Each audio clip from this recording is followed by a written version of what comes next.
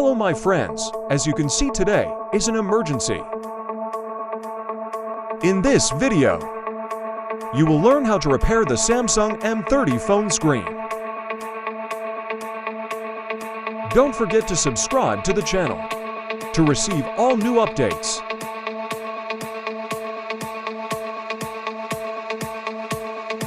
First, we remove the battery cover, and this varies according to the type of phone.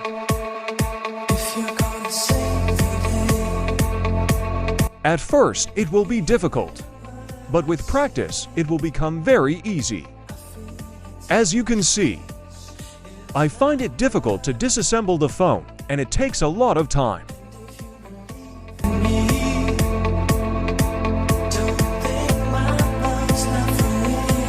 I will use some tools for this. The cover does not come off. You must use some trick.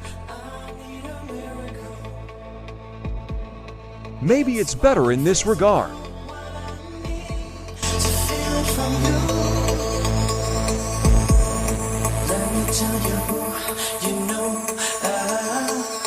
Maybe use nails better.